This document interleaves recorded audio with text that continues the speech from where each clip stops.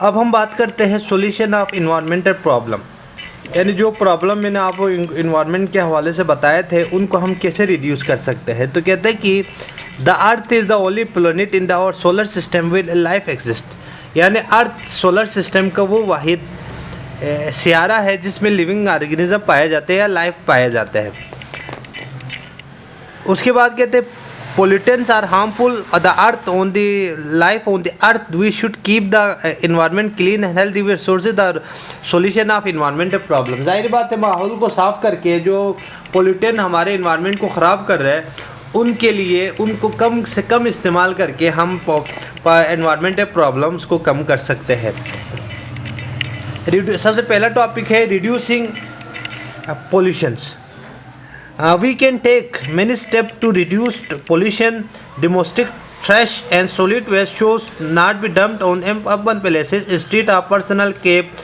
Public transport should be used for travel। कहते हैं कि सबसे पहला हमने कोशिश ये करना है कि जो कचरे वगैरह है वो उन जगहों पर ना जलाए जिसकी वजह से इन्वायरमेंट में ख़राबी पैदा हो सकता है, या अपना पर्सनल गाड़ी इस्तेमाल करने की बजाय पब्लिक ट्रांसपोर्ट का इस्तेमाल करें जो कि बहुत ज़्यादा ज़रूरी है। Sulphur lead free fuel should be use in vehicle, यानी हम डीजल पेट्रोल के व्हीकल के बजाय हम इलेक्ट्रिक गाड़ियों का इस्तेमाल करें, ये भी एक बेहतरीन। Factories and industry should be shift away from the populated acidic industry. Accused gases must be neutralize before the releasing in the air. कहते हैं कि सबसे पहला आप कोशिश करें कि इंडस्ट्रीज़ को उस जगह लेके जाए जहाँ पर आबादी कम से कम हो, या जो एसिडिक इंडस्ट्रीज़ है उनसे निकलने वाले गैसेस को पहले ही एयर में जाने से पहले ही उसको न्यूट्रलाइज कर सकते हैं। Engine of the vehicle can be properly chlorofluorocarbon free products should be use 4R strategy, refuse, reduce, reuse, recycle, यानी 4R स्ट्रेटेजी का मतलब ये है कि आप एक 4 प्रोसेस को इस्तेमाल करें ताकि हमारे रिड्यूस में पॉपुलेशन कम से कम हो सके। क्या है? रिफ्यूज़ करना है, रिड्यूस करना है, रीयूज़ करना है और रिसाइकल करना है। Should be adopted, they should be grown along the road side it, ये हमारे रोड के साइड पे लगना चाहिए। दूसरा हमारे पास सबसे बेहतरीन ये है plantation. There are many benefits of plants. Planting many trees can reduce the level of the air population as plant absorb pollutant. It also maintain the temperature of air at a lower temperature than area that does not have travel. They are also habited by birds and many other animals. जाहिर बात है जब आप plantation करेंगे, plantation का सबसे ज़्यादा फ़ायदा ये है कि वहाँ पर बहुत सारे परिंदों का घोंसला होता है जो कि माहौल के लिए पॉजिटिविटी क्रिएट करने के लिए बहुत ज़्यादा ज़रूरी है। Trees also sources of fruit and flowers. जाहिर बात है जब आप ट्रीज होंगे तो वहाँ पर फ्रूट वाले भी दरख्त लगाएंगे और फ्लावर्स भी लगेंगे। Each and every one ask to plant trees can enhance the quality of life, जिससे हमारी ज़िंदगी बेहतर हो सकते हैं। उसके बाद है प्रोटेक्शन ऑफ इंडेंजर्ड स्पीशीज़, यानी जिसके नस्लें ख़त्म होने के करीब हैं उनकी तहफ़्फ़ुज़ करना ज़रूरी है।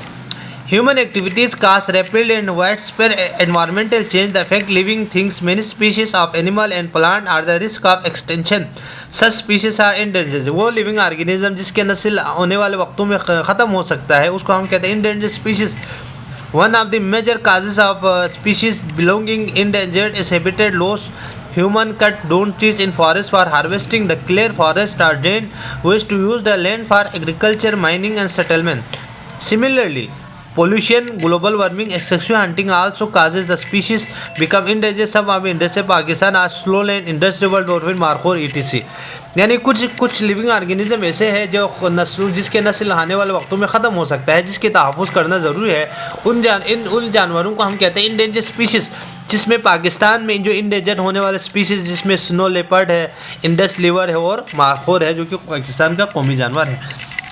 Environmental developed plans to protect the endangered species. Some plans introduce reducing deforestation, setting aside nature resources, reducing pollution and protection nature habitat. The hunting and trade of endangered is also banned. Moreover, government make plan to take endangered species protective custody outside their nature habitat. For example, animal may kept in zoo. जाहिर बात है हुकूमत को चाहिए कि इन तमाम living organism को माहौल दोस्त बनाए, इनकी हिफाजत करे।